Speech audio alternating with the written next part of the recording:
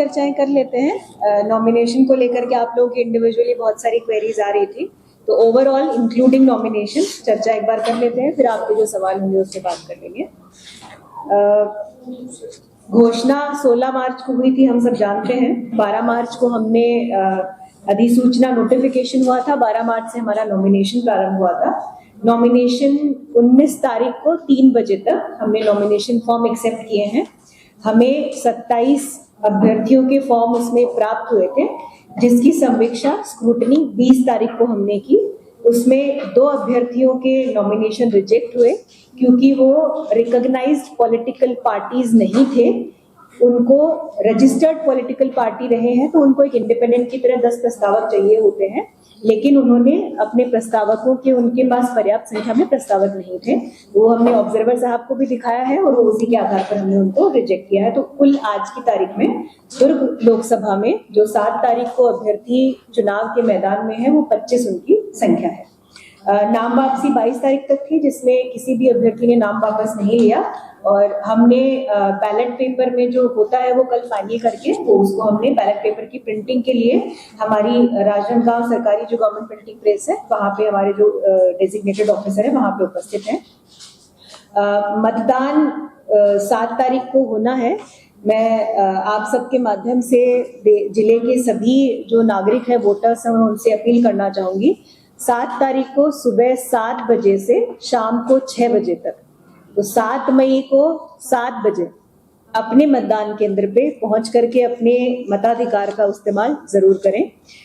गर्मी का समय है। इलेक्शन कमीशन ऑफ इंडिया ने इस बार फर्स्ट टाइम विशेष सुविधाएं मतदान केंद्रों में करने के लिए निर्देश दिए हैं और उसके लिए अलग से आवंटन भी जारी किया गया है। तो छाया की व्यवस्था, बैठने की व्यवस्था और पानी की व्यवस्था, ताकि कोई भी मतदाता हीट वेव की वजह से, गर्मी की वजह से अगर लाइन में आधे घंटे का वेट करना पड़ रहा है तो उसकी वजह से परेशान ना हो। वहाँ पे एक चिकित्सकीय टीम हमारी ANM और उनके जो नियर बाई MO और CHO जो एक सेक्टर में एक आदमी को हम डेजिग्नेट कर रहे हैं, वो भी लगातार टूर में रहेंगे। जो फर्स्ट एड की रहती है और हीट वेव की वजह से जो दिक्कतें रहती है, ORS और वो सारी की सारी दवाइयाँ जो CMHO उसमें बता रहे हैं, वो किट वहाँ पे उनके पास उपस्थित रहेगा। हर मतदान केंद्र पे 2 हमारे वॉलंटियर्स रहेंगे जो खुद वोटर्स नहीं हैं, बिलो 18 की एज वाले, ये हमारे वॉलंटियर्स रहेंगे। इसमें हमारे NSS के बच्चे हैं, नेहरू युवा केंद्र के बच्चे हैं, यूनिसेफ का एक जो वॉलंटियरशिप प्रोग्राम दुर्ग के दूत युवोदय का प्रोग्राम यहाँ पे चल रहा है, उसके बच्चे इसमें रहेंगे। जिला शिक्षा अधिकारी इसको कोऑर्डिनेट कर रहे हैं। प्रयास ये है कि जिस मोहल्ले में मतदान केंद्र है वहीं के आसपास के बच्चे जो खुद वोटर ना हो वहाँ पे आपके मतदाता सहायता केंद्र पर उपस्थित रहेंगे। व्हीलचेयर की उपस्थिति हम करवा रहे हैं। इसके साथ ही जो 2 निर्देश और आए हैं, एक तो एट होम वोटिंग वाला हमारा पुराना निर्देश है, उसमें छोटा संशोधन ये है कि पिछले विधानसभा में 80 से ऊपर वालों को घर पे वोटिंग की सुविधा थी दिव्यांगजनों के साथ में, इस बार 85 से ऊपर वालों को एट होम की सुविधा है दिव्यांगजनों के साथ में। तो हमने सभी के माध्यम से जो आवेदन लिए हैं, 316 व्यक्तियों ने अभी एट होम वोटिंग की सुविधा हमसे चाही है। हमारे BLOs के माध्यम से जो फॉर्म हमें आए हैं उनकी एट होम वोटिंग हम अभी अगले 3-4 दिन में उनका रूट चार्ट अभी फाइनल कर रहे हैं। वो आपके साथ में और पॉलिटिकल पार्टीज के साथ में वो कौन सी टीम किस तारीख को कौन से रूट पे किन किन एरिया में रहेगी वो आपके साथ शेयर किया जाएगा। और पॉलिटिकल पार्टीज और कैंडिडेट्स की भी आज सुबह मीटिंग थी ऑब्जर्वर साहिबान के साथ में, तो उनके साथ भी रूट चार्ट शेयर किया जाएगा, ताकि जैसे पोलिंग बूथ में वो अपना एजेंट बिठाते हैं, एक पोलिंग एजेंट बैठता है, वैसे एट होम वोटिंग में भी वो अपने किसी व्यक्ति को भेज सकते हैं। दूसरे जो विशेष निर्देश इस बार आए हैं दिव्यांग रथ को लेकर के कि बहुत सारे हमारे वोटर्स हैं जो चाहते हैं कि हम मतदान केंद्र पर जाकर के ही वोट करें। हमारा अधिकार है, हमारा कर्तव्य है, हम सभी नागरिकों के साथ समान रूप से मतदान केंद्र पर जाकर के वोटिंग करना चाहते हैं, लेकिन इसमें ऐसे हैं जो दिव्यांग हैं और जो 80 से ऊपर वाले हैं, उनके लिए वाहन की सुविधा उपलब्ध कराने के निर्देश हैं। तो सभी पंचायतों में, सभी नगरीय क्षेत्रों में, नगर निगम, नगरीय निकायों में इसकी सुविधा हमने उपलब्ध करवाई है। हमारे BLOs, हमारे रेवेन्यू की टीम और आपकी ग्राम पंचायत की टीम या नगरीय निकाय की जो आपकी टीम होगी, वो अभी जो हमारी लिस्ट है, वोटर लिस्ट है, उसके हिसाब से हमने इसका चिन्हांकन कर लिया है। अब हम जो हमारे मतदाता हैं उनसे, जैसे एट होम वोटिंग की सुविधा की हमने सहमति ली है, वैसे उन्हीं से जानकारी जानकारी ले रहे हैं कि कितने लोग इसकी सुविधा उठाना चाह रहे हैं। तो मुझे उम्मीद है कि शहरी क्षेत्र में तो मतदान आपका बिल्कुल घर के आसपास ही रहते हैं और परिवार के लोग भी नॉर्मली बाइक या उसके साथ चलते हैं। तो ग्रामीण क्षेत्रों में बड़ी से बड़ी संख्या में लोग जो हमारे 80 से ऊपर के सीनियर सिटीजन्स हैं और दिव्यांग मतदाता है वो इसका लाभ जरूर उठाएंगे। 40% अबव दिव्यांगता उनकी हो और जैसे अस्थि बाधितता होती है या विजुअली है या हियरिंग है तो उनका सबसे अलग अलग उनको फैसिलिटी चाहिए होती है। तो 40% से ऊपर वालों को सबको व्हीकल मिलना है।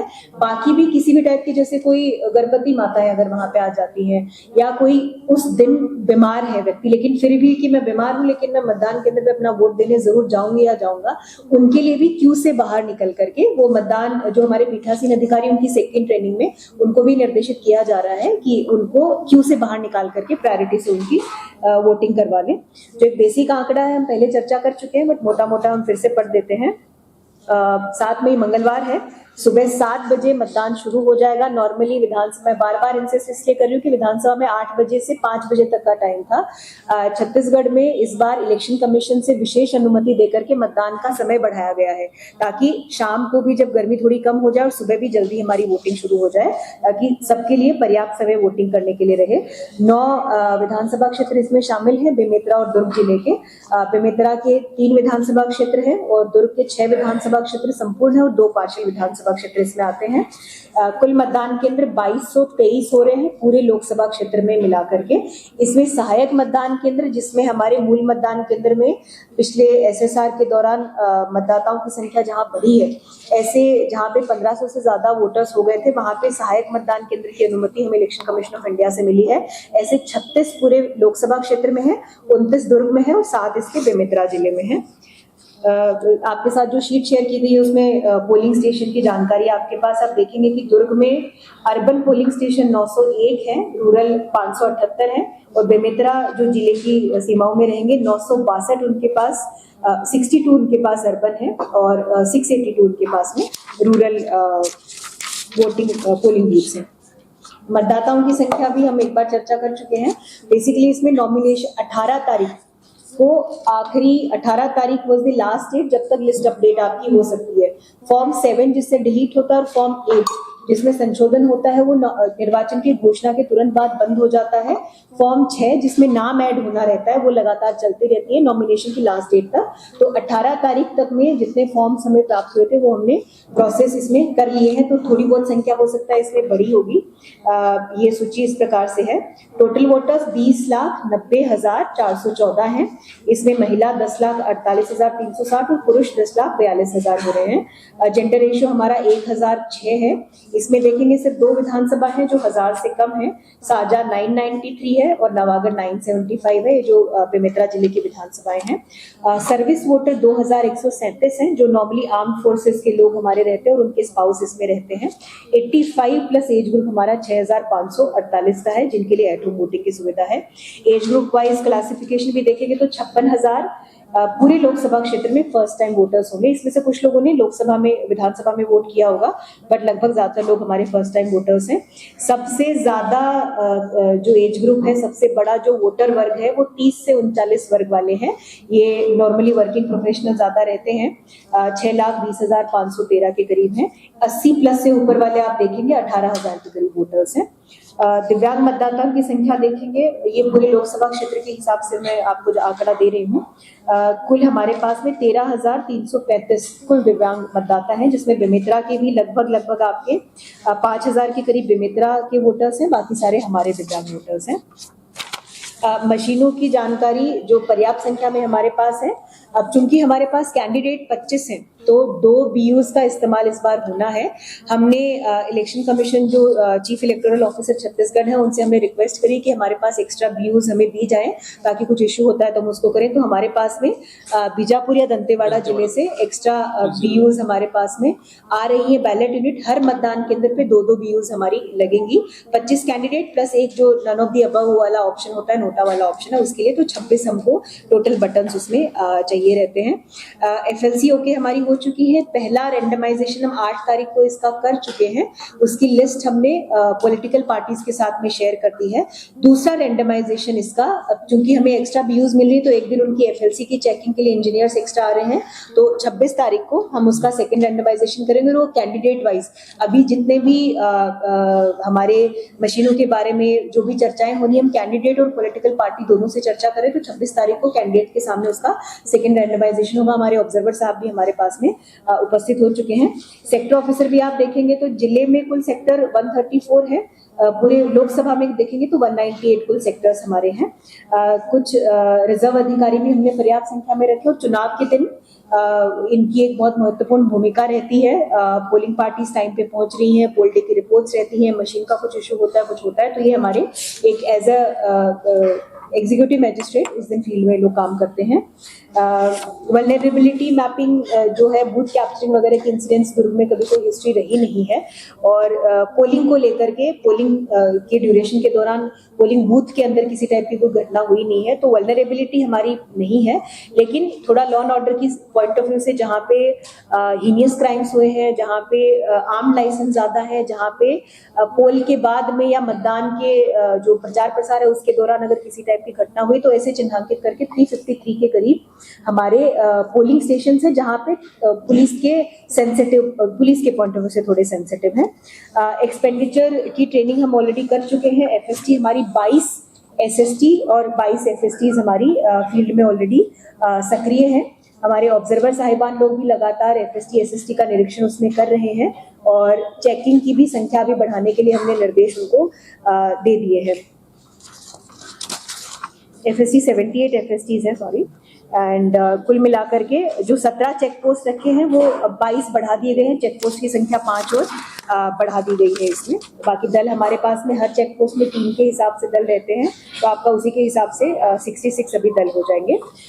स्ट्रॉन्ग रूम जिले में 3 जगह स्ट्रॉन्ग रूम अभी बने हैं, जहाँ पे मशीन पहले चरण में जो रैंडमाइजेशन मशीनों का होता है विधानसभा वार उसको बांट देते हैं, दूसरे चरण में उनका पोलिंग बूथ वाइज करते हैं। तो विधानसभा वार हमने 8 तारीख को उनको बांटा, और उनको जहाँ से वितरण होना है वहीं पे उनकी कमिश्निंग होती है। कमिश्निंग जहाँ पे बैलेट पेपर उसमें मशीन में BU में सेट करते हैं, वो पॉलिटेक्निक कॉलेज दुर्ग में दुर्ग ग्रामीण और रहीवाड़ा है, मानस भवन में पाटन दुर्ग शहर, साजा और बेमित्रा का जो आंशिक बूथ है वहां की मशीनें रहेंगी, और साइंस कॉलेज में भिलाई नगर और वैशाली नगर की मशीनें रहेंगी।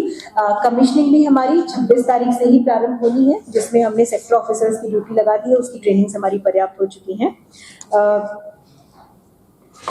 कंट्रोल रूम 1950 है, जो टोल फ्री नंबर है कंट्रोल रूम जिला निर्वाचन कार्यालय का 0788 है, 2210-185 है, 10 है। उसके अलावा में हमारी सी विजिल से भी हमें लगातार शिकायतें प्राप्त होती रही हैं, जिसका निराकरण सी विजिल में 100 मिनट्स में निराकरण करना रहता है, उसमें किसी प्रकार की कोई पेंडेंसी नहीं रहती है। 1950 और कंट्रोल रूम में 3 दिन में निराकरण करना रहता है, वो भी 64 के करीब कंप्लेंट्स हमें मिली है, जिसका डेटा भी आपके साथ शेयर कर दिया जाएगा। उसमें लगभग 2 या 3 के करीब शिकायतें बस पेंडिंग है, बाकी लगातार हमारी FST या फिर हमारे जो एग्जीक्यूटिव मैजिस्ट्रेट रहते हैं फील्ड में जाकर के उसका निराकरण करते हैं। पोलिंग पर्सोनल जो मतदान दल होते हैं उसका हमने प्रथम रैंडमाइजेशन 3 मार्च को कर चुके हैं, एक लेवल की ट्रेनिंग हो चुकी है। दूसरा रैंडमाइजेशन आज पोलिंग जो हमारे ऑब्जर्वर हैं, जनरल ऑब्जर्वर हैं, उन सबकी उपस्थिति में आज अभी हमने संपन्न किया है, जिसमें हमने उनके दल का गठन किया है। बूथ की जानकारी उनको मतदान जिस दिन वितरण होगा उस दिन 6 तारीख को सुबह उनको कौन से बूथ में जाना है उसकी जानकारी मिलेगी। ये बेसिक व्यवस्थाओं की जानकारी थी। अब जो नॉमिनेशन में एक कितने अभ्यर्थी हैं, उनके प्रतीक चिन्ह क्या है, वो एक जानकारी बेसिक आपके साथ शेयर की गई है। हमारे 7A का फॉर्मेट उसी हिसाब से तैयार होता है, तो वो जानकारी हम आपके साथ में शेयर कर दे रहे हैं। ये जो क्रम है, ये सबसे पहले जो रिकॉग्नाइज्ड नेशनल और स्टेट पार्टीज रहती है उनका हिंदी वर्णमाला के हिसाब से ऑर्डर रहता है। उसके बाद में जो रजिस्टर्ड है लेकिन रिकॉग्नाइज नहीं उन पार्टीज रहती है, और उसके बाद हमारे इंडिपेंडेंट कैंडिडेट्स रहते हैं, तो उसके हिसाब से इनका क्रम शेयर किया गया है। सिंबल अलॉटमेंट में भी जो इलेक्शन कमीशन का 1968 का रूल है उसके हिसाब से सिंबल अलॉटमेंट इसमें किया है। सिर्फ 2 अभ्यर्थी हैं जिन्होंने पहली प्रायोरिटी जिनका एक ही सिंबल था, उनके बीच में लॉटरी हुई है, और बाकी 2 अभ्यर्थियों ने ऐसे सिंबल्स मांगे हैं जो रजिस्टर्ड पॉलिटिकल पार्टी के नाम पे, जो स्टेट रिकॉग्नाइज पार्टीज हैं दूसरे स्टेट्स में उनके नाम पे, तो उनको वो अलॉट नहीं किया जा सका है। Recognise political party state parties हैं उनको अलॉट नहीं किया जा सका, तो उनका दूसरा तीसरा चॉइस उनको दिया गया है। फर्स्ट अभ्यर्थी हमारे दिलीप रामटेके जी हैं जो बहुजन समाज पार्टी के हैं। सेकेंड अभ्यर्थी राजेंद्र साहू जी हैं Indian national Congress. Vijay Baghel ji third अभ्यर्थी है भारतीय जनता पार्टी। डॉक्टर अंजू केमे चौथे स्थान पे हैं। ये सभी अभी रजिस्टर्ड पार्टी, ये तीन आपके रिकॉग्नाइज स्टेट और नेशनल पार्टीज हैं। उसके बाद हमारे रजिस्टर्ड पॉलिटिकल पार्टीज हैं, उनके लोग शुरू होते हैं। डॉक्टर अंजू केमे है एकम सनातन भारत दल। पुष्पा मेरेसा जी हैं Ambedkarite party of India. Shri Yashwant Sitaram Sahu ji Bharatiya Shakti Chetna party. Rakesh Sahu ji Nyay Dharm सभा। 8वें क्रम पे विकास शर्मा जी लोकशाही एकता पार्टी। 9वें क्रम पे शीतकर्ण महिलवार जी हैं आजाद समाज पार्टी काशीराम। शंकर ठाकुर है 10वें नंबर पे गोंडवाना गणतंत्र पार्टी। 11वें नंबर पे श्याम सुंदर साहू लोकतंत्र कांग्रेस पार्टी। 12वें नंबर पे सविता शैलेन बंजारे शक्ति सेना भारत देश। 13वें नंबर पे सुखदेव टंडन राष्ट्रीय जनसभा पार्टी। ये हमारे रजिस्टर्ड पार्टीज हैं जो अभी रिकॉग्नाइज नहीं है लेकिन रजिस्टर्ड पार्टी हैं। उसके बाद निर्दलीय हमारे प्रत्याशी हैं अनूप कुमार पांडे जी हैं, अरुण जोशी, अली हुसैन सिद्दीकी जी, अशोक जैन जी, खिलावन जसपाल जी, ध्रुव सोनी जी, बलदेव साहू जी, भागबली शिवारे जी, भानु प्रताप चतुर्वेदी जी, संतोष कुमार मार्कंडे जी, हरीश ठाकुर जी और डॉक्टर हरीश चंद्र साहू जी। ये है। इनके साथ में आज सुबह 11 बजे ऑब्जर्वर साहिबान चारों ऑब्जर्वर साहिबान ने 2 जनरल ऑब्जर्वर हैं बेमेतरा और दुर्ग दोनों जिले को लेकर के, एक पुलिस ऑब्जर्वर सर है और एक एक्सपेंडिचर ऑब्जर्वर सर है, उनके साथ इनकी चर्चा आज हुई है जिसमें आदर्श आचरण संहिता के बारे में उनसे चर्चा हुई। उनके जो कुछ क्वेरीज थी, क्वेश्चंस थे, उसके बारे में डिस्कशन हुआ है। उसके बाद में चूंकि एक्सपेंडिचर मॉनिटरिंग बहुत इंपॉर्टेंट एस्पेक्ट है और कैंडिडेट का एक्सपेंडिचर की रिपोर्टिंग एक ग्राउंड ऑफ डिस्क्वालिफिकेशन होता है। अगर कैंडिडेट सही फॉर्मेट में सही समय पर जानकारी नहीं देता है तो उसके लिए उनको अलग से ट्रेनिंग दी जाती है। तो आज उनकी भी जो कैंडिडेट्स हैं और उनके लोग हैं उनकी आज उनके एक्सपेंडिचर का रिकॉर्ड कैसे मेंटेन करना है उस पर ट्रेनिंग हमें दी गई है। सेकेंड रैंडमाइजेशन पोलिंग पार्टी का जैसे मैंने अभी बताया ऑब्जर्वर साहिबान की उपस्थिति में हमने किया है। उसमें जो विशेष बात बताने के लिए है, हमारे जो संगवारी बूथ है 801 टोटल संगवारी बूथ हमारे रहेंगे तीनों विधानसभाओं में।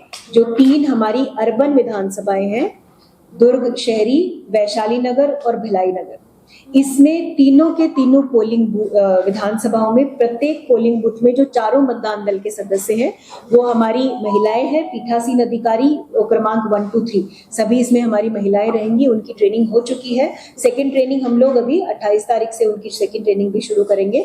बाकी जो अदर कैटेगरी हम स्पेशल बूथ बनाते हैं इसमें 30 बूथ हमारे इसमें युवा बूथ रहेंगे।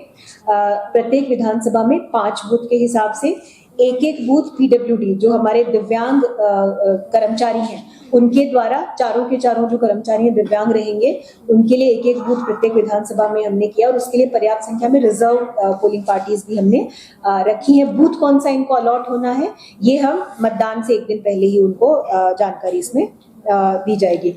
मॉडल पोलिंग बूथ इसमें सभी विधानसभा क्षेत्रों में 10-10 का आंकड़ा एक कंजर्वेटिव तौर पे दिया गया है, लेकिन हमने सभी नगरीय निकायों को, सभी सीएमओस को, ग्राम पंचायतों को निर्देशित यही किया कि जिस प्रकार से इलेक्शन कमीशन ने अतिरिक्त आवंटन भी दिया है और हमने टेंट है, छाया है, पानी की व्यवस्था करी रहे, तो प्रत्येक बूथ को एक बेसिक मॉडल बूथ बनाए जहां पे वोटर जाकर के सुविधाजनक तरीके से वोटिंग कर सके और वो गर्व के साथ दिखा सके कि मैंने इस बूथ पे अपने परिवार के साथ में वोटिंग की है। तो वो हमने व्यवस्थाएं इसमें रखी हैं।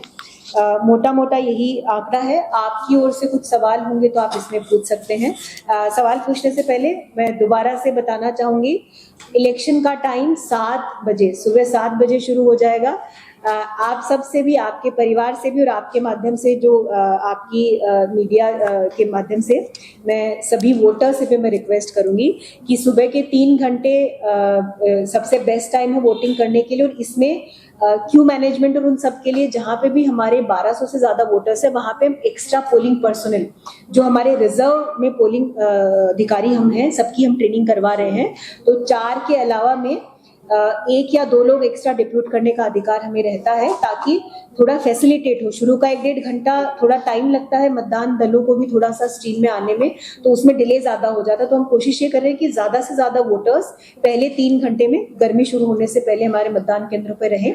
तो उनके लिए अतिरिक्त पोलिंग अधिकारी पर्सनल वहां पे रहेंगे, ताकि वोटिंग में जल्दी जल्दी हमारे लोग वोट करके निकल जाए और उसमें किसी प्रकार का कोई व्यवधान उसमें ना आए। 7 बजे हम सभी अपने पोलिंग बूथ पर जरूर पहुंचे, परिवार के साथ पहुंचे और सब बिल्कुल वोट कराएं। उसके बाद आप सब लोग भी फील्ड में रहते हैं, हम सब लोग भी रहेंगे, तो वोट करके ही आप लोग निकले, ये मेरी आप सबसे रिक्वेस्ट है। 7 बजे से 6 बजे तक है। तो वो क्रूशियल टाइम वही है कि सुबह के 3-4 घंटे और शाम के 3 घंटे, तो इसीलिए टाइम बढ़ाया गया है। और गर्मी को देखते हुए, क्योंकि हीट वेव की अलर्ट ऑलरेडी है, स्कूलें बंद करने के निर्देश आ चुके हैं शासन से, तो उसी को देखते हुए कि वोटर्स को 7 मई के दिन में किसी प्रकार की असुविधा ना हो, तो सुबह शाम का टाइम बढ़ा दिया है।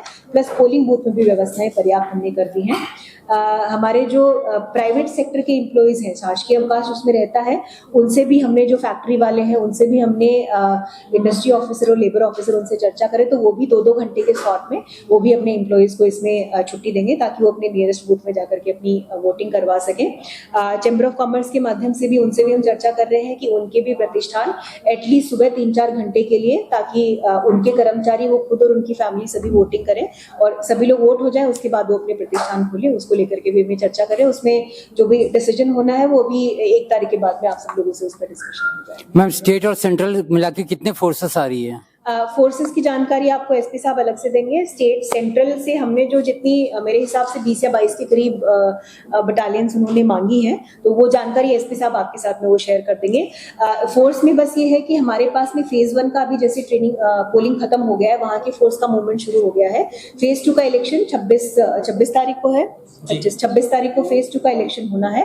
तो उसके बाद से जो फोर्सेस फ्री होंगे, तो सेंट्रल फोर्सेस भी वहां से आएंगे और हमारी सीएएफ की फोर्सेस रहती है, प्लस होमगार्ड के लोग भी रहते हैं, जो हमारे एफएसटी एसएसटी पे लगते हैं, पोलिंग बूथ पे लगते हैं, वो सब भी मोबिलाइजेशन हमारे उस दिन होंगे। तो वो एक बार 25 तारीख के बाद में एसपी साहब एक बार आप सब लोगों से बात करेंगे, तो दल की वो क्लैरिटी एक बार हमारे पास आ जाएगी। शिकायत की जानकारी मैं अभी आपको बता देती हूँ। जी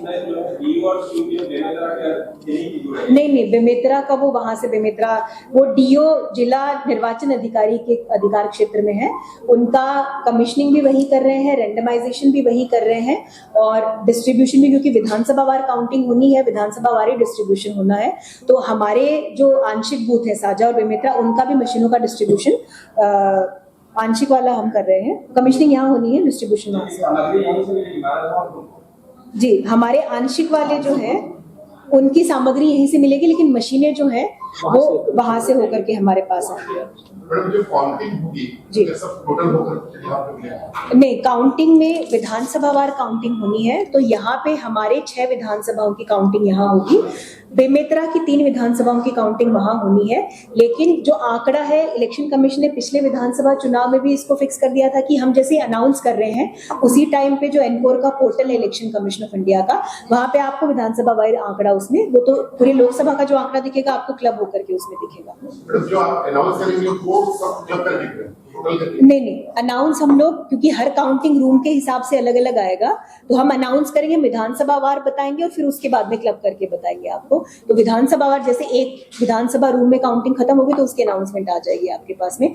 ऑनलाइन जो आंकड़ा अपलोड होना है वो, क्योंकि राउंड थोड़ा 10-15 मिनट अलग अलग हिसाब से चलते हैं, एक वाले मशीन जल्दी गिन लिए उसके हिसाब से, कितने वोट पड़े हैं, कितने पोलिंग बूथ में कितने लोग हैं उसके हिसाब से, तो वो आंकड़ा अलग अलग आएगा। लेकिन हर राउंड का कंपाइल करके जानकारी आपको पोर्टल पे व्यवस्था उसी हिसाब से है, और पीसी के हिसाब से जानकारी हम आपको आंकड़े की अलग से, जैसे बेमेतरा का डेटा हर राउंड का हमको मिल जाएगा, हम उसको भी अनाउंस करेंगे।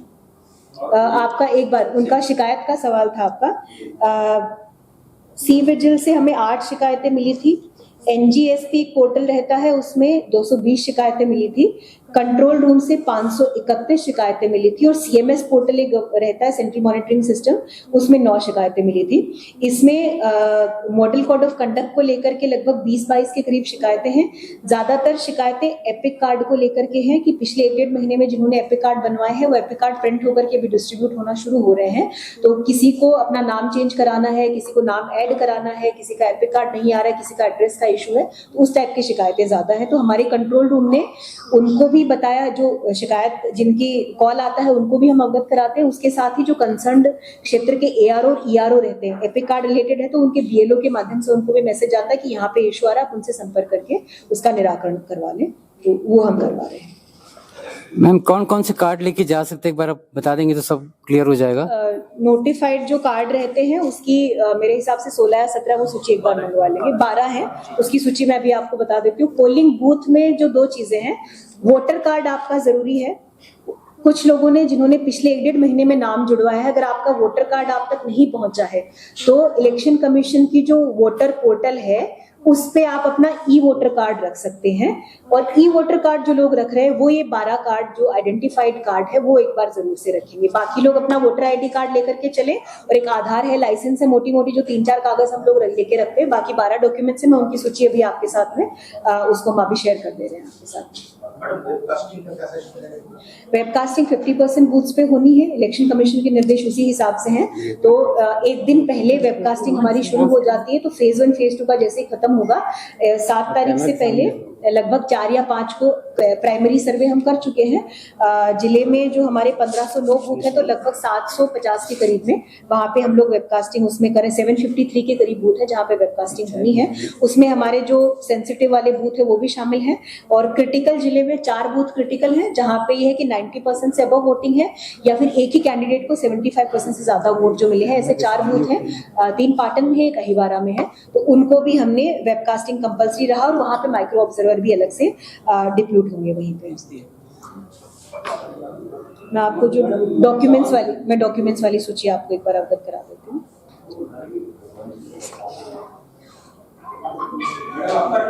एक बार अगला सवाल लेंगे, उससे पहले जो 12 आपको कार्ड, जो 12 कार्ड रख सकते हैं, स्पेशली जिनके पास ई वोटर कार्ड रहेगा, ई एपिक रहेगा, आधार कार्ड है, मनरेगा का जॉब कार्ड जो रूरल एरिया में है, मनरेगा का जॉब कार्ड है, बैंक या पोस्ट ऑफिस की पासबुक है जिसमें आपकी फोटोग्राफ हो, हेल्थ इंश्योरेंस का स्मार्ट कार्ड जो कि मिनिस्ट्री ऑफ लेबर से जारी हुआ है जो श्रमिक है उनके लिए, ड्राइविंग लाइसेंस रख सकते हैं, पैन कार्ड है, नेशनल पॉपुलेशन रजिस्टर उनके द्वारा जो जारी होता है, स्मार्ट कार्ड होता है वो एक पर्टिकुलर कैटेगरी ऑफ सिटीजन्स होता है उनके लिए वो रख सकते हैं, पासपोर्ट आपका है, पेंशन के कुछ डॉक्यूमेंट्स हैं वो अगर रख सकते हैं, जिसपे डिपार्टमेंट का पेंशनर्स कार्ड रहता है वो रख सकते हैं, सर्विस के ID card issued by central और स्टेट गवर्नमेंट और पब्लिक सेक्टर अंडरटेकिंग्स वो आप रख सकते हैं, ऑफिशियल आइडेंटिटी कार्ड जो एमपीज, एमएलएज और एमएलसीज को जारी होते हैं, और डिसेबिलिटी कार्ड जो यूडीआईडी रहता है जो दिव्यांग लोगों को रहता है। ये 12 कार्ड्स हैं,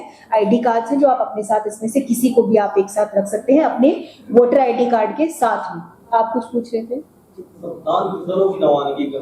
गर्मी को देखते हुए कोई टाइम वगैरह उसके लिए किए हैं? हम प्रयास ये कर रहे हैं कि सुबह 6 बजे हमारे पोलिंग पार्टीज आ जाए और 12 बजे से पहले हम उनको सभी को रवाना कर दें। 3 जगह से मतदान केंद्रों की रवानगी होनी है। जो सबसे पहले आखिरी जो रैंडमाइजेशन होता है पोलिंग पार्टीज को कौन से बूथ जाना है ये उसी दिन रवानगी के दिन सुबह पता चलता है। तो सुबह 5 बजे ऑब्जर्वर की उपस्थिति में डीओ के द्वारा, मेरे द्वारा यहाँ पे बेमेतरा में बेमेतरा के डीओ साहब के द्वारा यहाँ पे उनका रैंडमाइजेशन किया जाता है। तो हम उनको 5 बजे बुला रहे हैं और सामग्री उनकी पहले से सेट किया गया, उनका जो बस्ता है वो ऑलरेडी हमारे पास रायपुर से ही आ रहा है, इलेक्शन सीओ ऑफिस से ही बस्ता आ रहा है। तो उसमें हमको सिर्फ चिन्हित प्रति डालनी और एक वो पीठासीन अधिकारी की सील रहती है, वो 2-3 डॉक्यूमेंट्स हमको डालने, वो हमारी तैयारी हो गई है। मतदान दलों के लिए सभी लोग दल पहले से गठन हो गया है, दूसरी ट्रेनिंग दलवार ट्रेनिंग होनी है।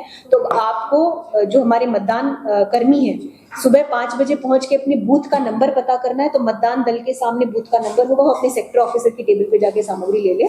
तो प्रयास ये कर रहे हैं कि 12 बजे से पहले हमारी सभी पोलिंग पार्टीज यहाँ से निकल जाएं और 1-1.5 घंटे में सभी पोलिंग पार्टीज पहुंचने की स्थिति में। दुर्ग में ज्योग्राफिकली बहुत बड़ा एरिया नहीं है, सबसे दूर हमारा बोरी का एरिया पड़ता है, पाटन का कुछ एरिया पड़ता है। तो उनको हम जो दूर वाले हैं कोशिश कर रहे हैं कि उनको जल्दी कर दें ताकि गर्मी में उनको इशू ना रहे। वोटिंग परसेंटेज को बढ़ाने के लिए पहले विधानसभा चुनाव में कुछ देर की छुट्टियां मिल रही है।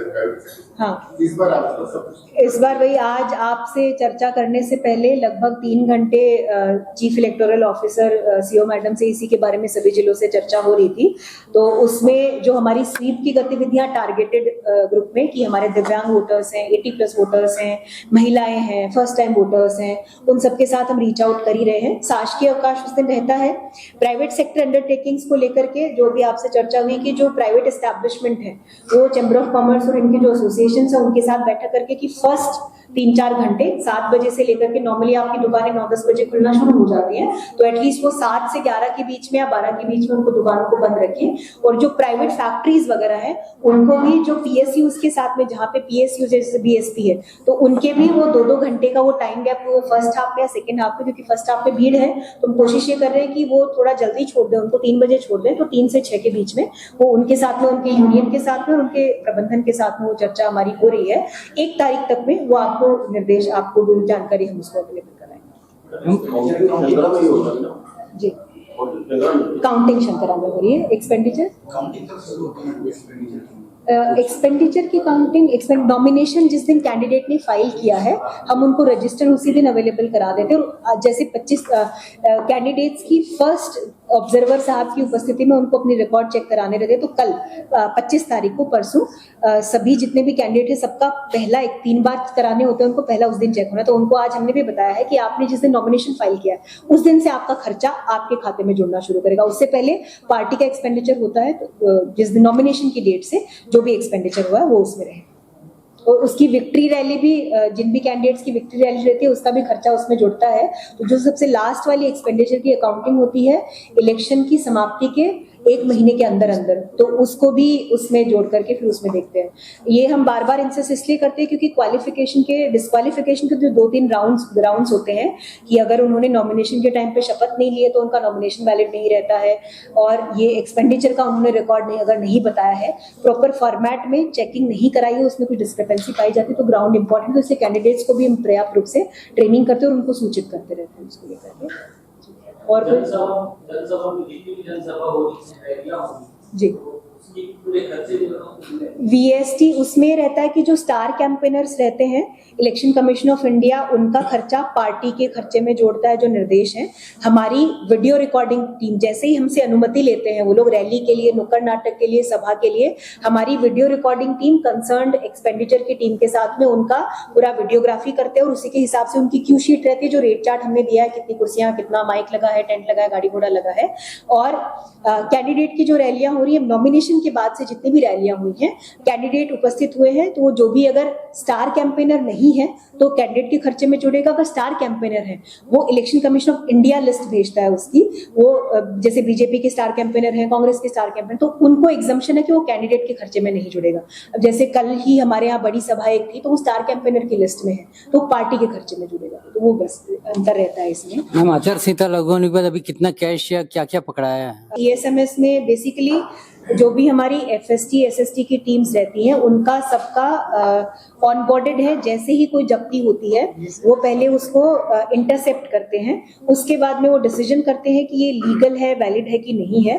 वैलिड नहीं होता है तो उसकी सीजर होती है, जो कि इनकम टैक्स डिपार्टमेंट या GST डिपार्टमेंट उनके थ्रू करते हैं। 1-2 दिन आज का डेटा भी अवगत करा देंगे। 1-2 दिन पहले का डेटा ये है, 3 करोड़ 71 लाख अभी तक में ये जब्त हुआ है इसमें, लेकिन ये डेटा आपका पूरा विधानसभा का भी डेटा इसमें शामिल है, तो इसको कोड ऑफ कंडक्ट के बाद का डेटा, ये ओवरऑल पूरा डेटा है जिसमें पुरान पिछले 1 साल का डेटा इसमें दिख रहा है। कोड ऑफ कंडक्ट के बाद का डेटा, तो ये 1 मार्च से अब तक का डेटा है। इसमें जितनी भारत सरकार की एजेंसीज हैं प्लस स्टेट की एजेंसीज, में एजेंसीज के भी नाम एक बार आपको पढ़ के बता देती हूँ। State police department, income tax department, excise department, central GST, state GST, DRI जो डायरेक्टर ऑफ रेवेन्यू इंटेलिजेंस है, directorate of enforcement ED, narcotics bureau, BSF, SSB, ITBP, CISF, क्योंकि ये ऑनबोर्डेड इसलिए है कि बहुत सारी चेक पोस्ट सेंसिटिव एरियाज में इनके द्वारा होता है, अपने जिले में इनके द्वारा नहीं किया गया है। असम राइफल ये अपने रिलेवेंट नहीं। RPF है, डिपार्टमेंट ऑफ पोस्ट है, फॉरेस्ट डिपार्टमेंट है, एयरपोर्ट, ये डेटा आपके साथ शेयर कर लिया जाएगा। एयरपोर्ट अथॉरिटी ऑफ इंडिया है, स्टेट सिविल एविएशन डिपार्टमेंट है और ब्यूरो ऑफ सिविल एविएशन, जो छोटे मोटे स्ट्रिप्स चलते हैं जहाँ पे जो फिक्स एयरप्लेन वाले लैंड होते हैं वहाँ पे ये इनके अंडर आते हैं। स्टेट ट्रांसपोर्ट डिपार्टमेंट है, flying squad, SST, customs department और अदर एजेंसी, ऐसे 25 एजेंसियां हैं जो ओवरऑल इन्फोर्समेंट को देखती हैं। इसमें ओवरऑल अगर अपन देखेंगे आरपीएफ के द्वारा जिले में 50 लाख के करीब के सीजर, इसमें आपकी फ्रीबीज भी शामिल है, प्रेशियस मेटल्स भी शामिल है। आप देखेंगे प्रेशियस मेटल्स 5,000 ग्राम, लगभग 5 किलो के करीब की प्रेशियस मेटल्स आरपीएफ ने जब्त किए हैं। नारकोटिक्स देखेंगे 36 लाख के नारकोटिक्स रेलवे ने आरपीएफ ने जब्त किए हैं और कैश जो है 8 लाख के करीब का कैश इन्होंने जब्त किया है। दूसरी जो इंपॉर्टेंट एजेंसी है income tax department, not ED, income tax department ने कैश का 3 करोड़ 63 लाख के सीजर हुए हैं, इसी उसके हैं। स्टेट एक्साइज डिपार्टमेंट का लिकर उनके द्वारा 2 लाख का लिकर, 2.82 लाख का लिकर एक्साइज डिपार्टमेंट के द्वारा, जिसकी क्वांटिटी लगभग 641 लीटर के करीब है।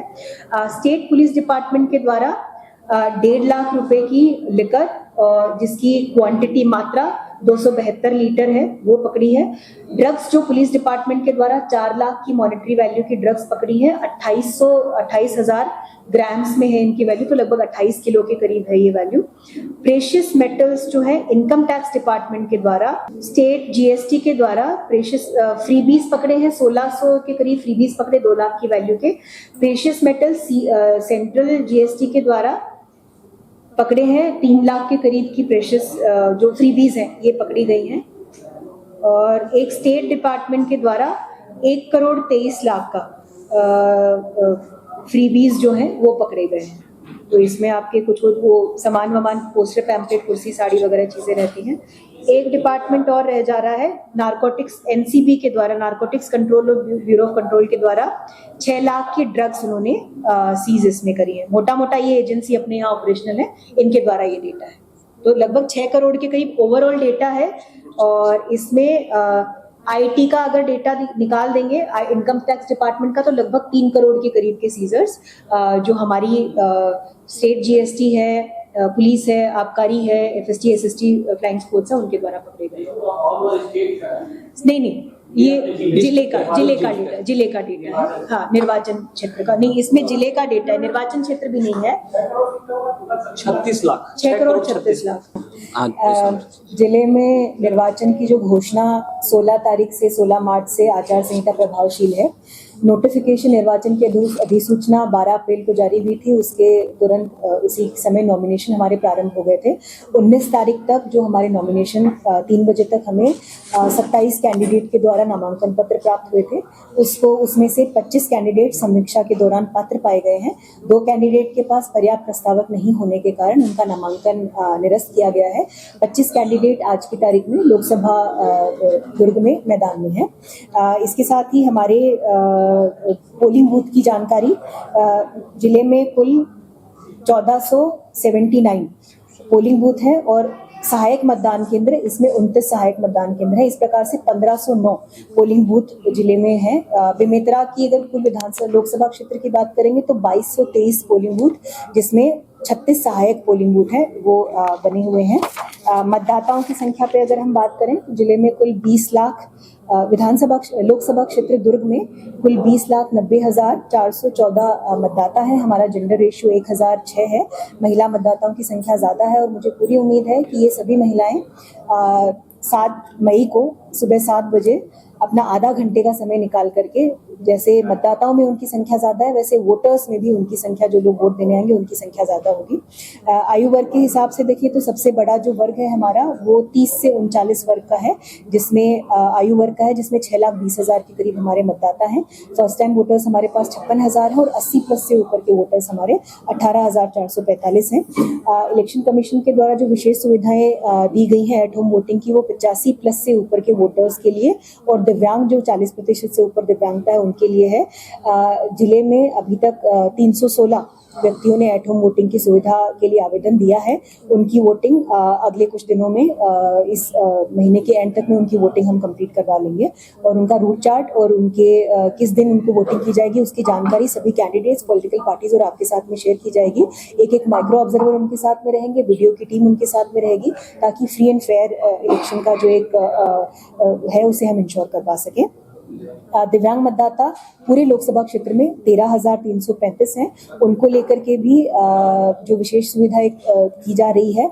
मतदान केंद्र पे हम व्हीलचेयर की व्यवस्था कर रहे हैं, रेलिंग की व्यवस्था रहेगी, रैंप रहेगा। इसके साथ ही दिव्यांग रथ की शुरुआत हम इस बार कर रहे हैं। तो जो भी हमारे 80 से ऊपर के बुजुर्ग मतदाता हैं, सीनियर सिटीजन्स हैं या हमारे जो दिव्यांग हैं 40% से ऊपर, अगर वो अपने बाकी सभी नागरिकों के साथ में, वोटर्स के साथ में पोलिंग बूथ पर जाकर के वोट कराना चाहते हैं तो आपके लिए व्हीकल की सुविधा उपलब्ध है। और मुझे इस बार पूरी उम्मीद है कि जिले में कुल मिलाकर के 18,000 से ऊपर के 80+ मतदाता हैं और 13,000 से ऊपर के दिव्यांग मतदाता हैं। ये सभी के सभी मतदाता 100% अपने मताधिकार का उपयोग इस बार हम करेंगे, उसके लिए हम प्रयास कर रहे हैं। अगर आपके परिवार में भी कोई सीनियर सिटीजन या दिव्यांग मतदाता है तो आप उनकी जानकारी हमारे कंट्रोल रूम के माध्यम से या हमारे अपने कंसर्न नगर निगम में या ग्राम पंचायत में उपलब्ध करा सकते हैं ताकि मतदान के दिन सुबह आपके घर में आपके एट होम आपसे पिकअप करेंगे, आप वोटिंग करेंगे और आपको घर पे छोड़ के आएंगे। मशीनों की हमारे पास पर्याप्त मात्रा में मशीनें उपस्थित हैं। चूंकि जिले में 25 लोकसभा क्षेत्र दुर्ग में 25 वोटर्स हैं प्लस एक none of the above NOTA का ऑप्शन उसमें रहता है, तो हमें 2 बैलेट यूनिट लगेंगी। हमें अतिरिक्त बैलेट यूनिट जो है बीजापुर और दंतेवाड़ा से 308 अतिरिक्त बैलेट यूनिट हमें चीफ इलेक्टोरल ऑफिसर छत्तीसगढ़ से प्रदाय की जा रही हैं। वो उनकी मशीनों के साथ में इंजीनियर्स भी आएंगे तो उनकी फर्स्ट लेवल चेकिंग करके हम दोबारा उनकी कमीशनिंग 26 तारीख से, जैसे ही हमारा बैलेट पेपर प्रिंट होकर के आ जाएगा 26 तारीख से उनकी कमीशनिंग उसकी हम प्रारंभ कर देंगे। सेक्टर ऑफिसर्स की ऑलरेडी हम लोग ट्रेनिंग कर चुके हैं। मतदान के दिन उनका विशेष योगदान रहता है। सभी पोलिंग पार्टीज टाइम पे पहुंच रही हैं, टाइमली रिपोर्ट्स आ रही है, मशीन की स्थिति अगर खराब होती है तो नई मशीनें पहुंचाना, ये सारी चीज़ों की जिम्मेदारी रहती है। पूरे लोकसभा क्षेत्र में 198 सेक्टर हैं और पर्याप्त संख्या में हमने रिजर्व अधिकारी भी रखे हैं ताकि अगर कहीं पर आवश्यकता पड़े तो उनको भी हम डिप्लॉय कर सकते हैं। निर्वाचन आयोग द्वारा किस तरह की सुविधा पोलिंग बूथ में दी गई है? पोलिंग बूथ में जो अश्योर्ड मिनिमम फैसिलिटीज रहती हैं, पानी, बिजली, आपके पास पानी रहेगा, बिजली रहेंगे, शौचालय रहेंगे, रैंप की व्यवस्था है, व्हीलचेयर की व्यवस्था है। इसके अलावा चूंकि 7 मई गर्मी का समय है, भारत निर्वाचन आयोग के द्वारा छत्तीसगढ़ सीओ ऑफिस के द्वारा हमें अलग से प्रत्येक पोलिंग बूथ पर विशेष व्यवस्थाएं, ताकि जो हमारे वोटर्स हैं उनको किसी प्रकार की असुविधा ना हो, उसके लिए विशेष निर्देश दिए गए हैं। हर बूथ पे छाया की व्यवस्था रहेगी, बैठने के लिए चेयर्स की व्यवस्था रहेगी। इसके साथ ही आपको ठंडे पानी की व्यवस्था वहाँ पे रहेगी। वहाँ पे हेल्थ की टीम रहेगी, फर्स्ट एड की टीम के साथ में।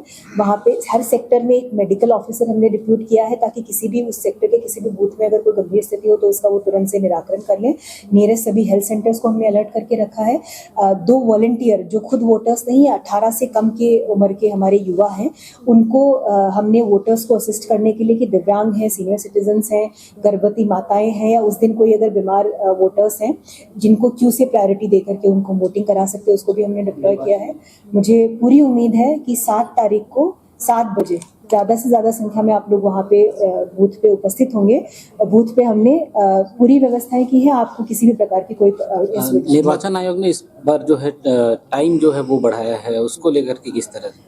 विधानसभा के समय वोटिंग का टाइम 8 बजे से लेकर के 5 बजे तक रखा गया था। लोकसभा में गर्मी को देखते हुए, मतदान केंद्रों में बड़ी संख्या में मतदाताओं की संख्या को देखते हुए और मतदान को थोड़ा सुगम और सुविधापूर्वक बनाने के लिए एक स्पेशल परमिशन दी गई है। तो इस बार 7 बजे वोटिंग शुरू हो जाएगी और शाम को 6 बजे तक वोटिंग चलेगी।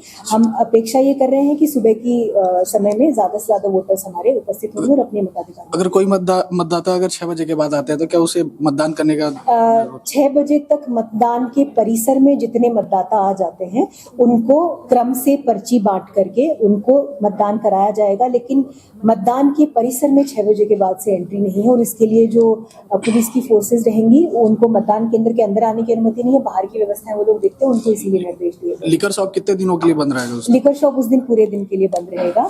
तो जिस दिन मतदान होना है उस दिन सब जिले में प्रत्येक दुकान जो है वो बंद रहेगी और पूरे दिन के लिए वो बंद रहेगी। इसके साथ ही क्योंकि हमारी सीमा पर कांकेर लोकसभा और राजनांदगांव लोकसभा में द्वितीय चरण में मतदान होने हैं, तो उनके सीमावर्ती इलाकों में भी 26 तारीख को दुकानें बंद हैं। मैम अभी निर्वाचन क्षेत्र में कितने सेंसिटिव पोलिंग बूथ हैं? क्रिटिकल पोलिंग बूथ जिले में 4 हैं।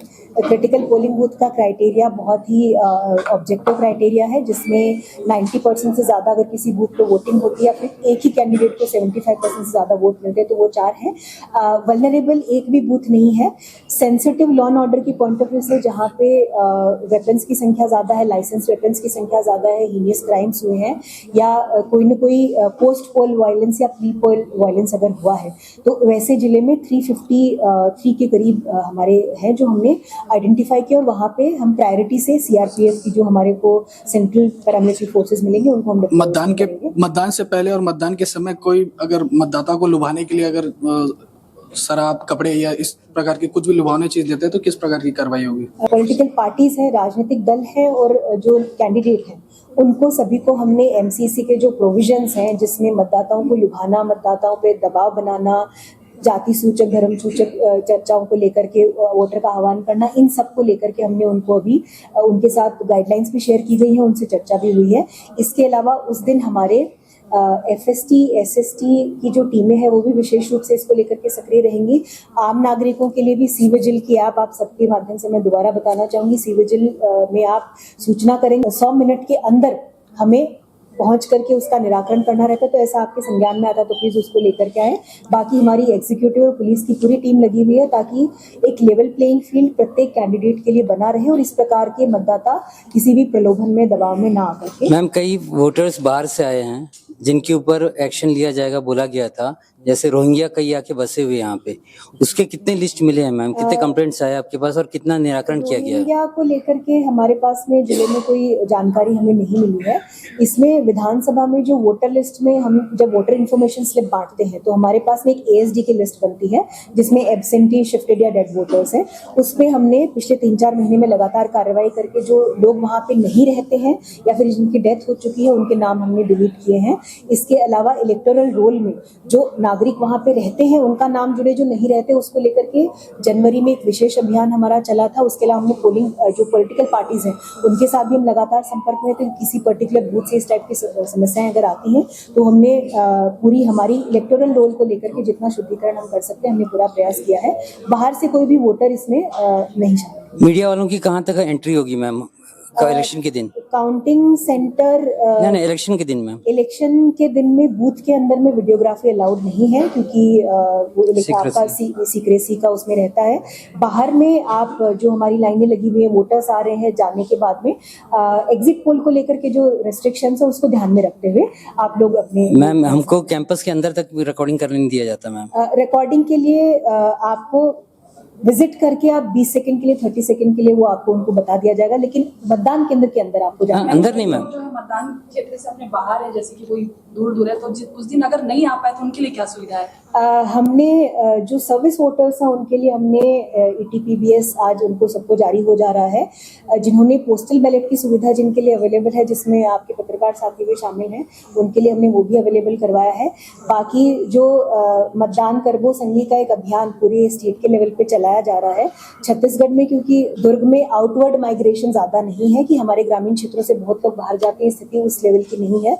धमदा एरिया में कुछ गाँव में लोग बाहर जाते हैं, तो उनको हम वीडियो कॉल के माध्यम से उनसे हम रिक्वेस्ट कर रहे हैं कि आप 1-2 दिन पहले अपने निर्वाचन क्षेत्र में पहुंचे और उस दिन मतदान करने के लिए जरूर। मतदान में फोर्सेस की क्या सुविधा रहेगी? कितनी फोर्स लगेंगी और कितनी फोर्सेस आप लोगों ने मांगी? जिले में जो बल उपलब्ध है उसके अलावा में हमें सेंट्रल पैरामिलिट्री फोर्सेस जो भी फेज 1 और फेज 2 की वोटिंग के बाद में जिले में 1 या 2 तारीख से आना शुरू हो जाएगा। जो सेंसिटिव बूथ्स हैं वहाँ पे सेंट्रल पैरामिलिट्री फोर्सेस का डिप्लॉयमेंट रहेगा। फ्लैग मार्च ऑलरेडी हम सभी थाना क्षेत्रों में एक बार हो चुका है। जिला मुख्यालय पे भी फ्लैग मार्च IG साहब, कमिश्नर साहब और SP साहब और मैंने खुद किया है। सीआरपीएफ एक बार आ जाएगी तो उनके द्वारा भी सब कंसर्न एरिया में फ्लैग मार्च किया जाएगा। सुरक्षा के लिए पूरे इंतजाम है। किसी भी प्रकार की कोई भी लॉ एंड ऑर्डर संबंधी समस्या मुझे पूरी उम्मीद है कि मतदान के दिन नहीं है। कितना परसेंटेज वोटिंग होने की उम्मीद है मैम? जिले में पिछले लोकसभा में लगभग 71% वोटिंग हुई है। मुझे पूरी उम्मीद है आप सबके सहयोग से हम इस बार 71% से ऊपर ही आंकड़ा हमारा जाएगा।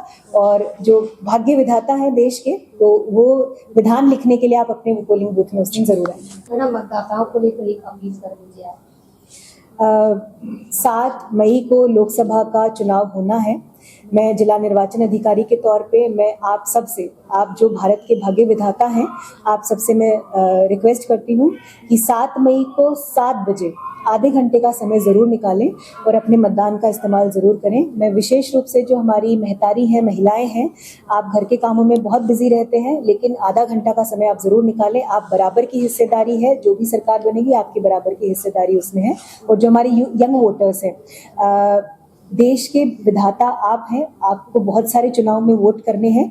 अपने कैंडिडेट को चुनने का यह आपका प्रथम अवसर है। आप जरूर से अपने मतदान केंद्र पे आएं। हमने मतदान केंद्रों में बहुत अट्रैक्टिव तरीके से मॉडल पोलिंग बूथ हम बना रहे हैं। वहाँ पे सेल्फी पॉइंट्स भी रहेंगे, तो प्लीज ज्यादा से ज्यादा संख्या में आप आएं, अपने परिवार को लेकर के, अपने साथियों को लेकर के आएं। और 7 बजे से मतदान शुरू हो जाएगा, तो बड़ी से बड़ी संख्या में आप